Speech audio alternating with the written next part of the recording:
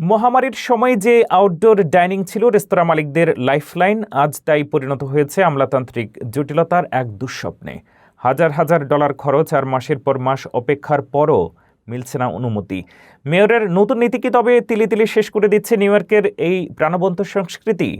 চলুন বিস্তারিত জেনে নেওয়া যাক।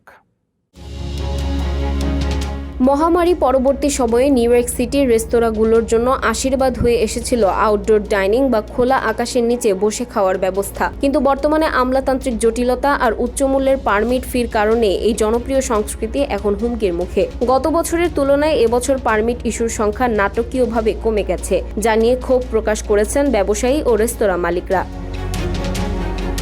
পরিসংখ্যান অনুযায়ী 2020 সালে মহামারীর উচ্চ সময়ে যেখানে প্রায় 13,000 রেস্তোরাঁ আউটডোর ডাইনিং এর সুবিধা পেত, 2026 সালের এই মৌসুমে সেই সংখ্যা নেমে এসেছে মাত্র 2,100-তে। মূলত সিটির নতুন আইন এবং পারমিট পাওয়ার দীর্ঘ প্রক্রিয়াই এর প্রধান কারণ। অনেক মালিক অভিযোগ করেছেন, পারমিটের জন্য আবেদন করে তারা 1 বছরেরও বেশি সময় ধরে অপেক্ষা করছেন, অথচ সিটি কর্তৃপক্ষ কোনো নিশ্চিত সময়সীমা জানাতে পারছে না।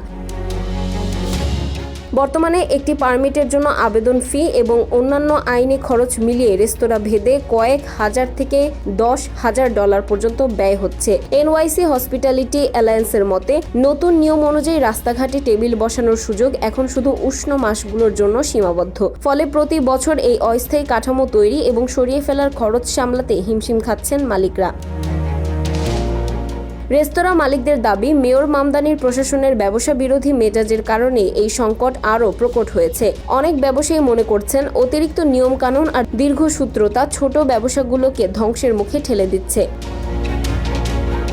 অন্যদিকে পরিবহন দপ্তর বা ডিওটি জানিয়েছে, দীর্ঘ আইনি প্রক্রিয়ার কারণেই এই বিলম্ব হচ্ছে। খোলা জায়গায় বসে খাওয়ার আনন্দ যখন নিউ ইয়র্কবাসীর প্রিয় অভ্যাস, তখন প্রশাসনিক এই জট সিটির অর্থনীতিতে বড় ধাক্কা দিচ্ছে।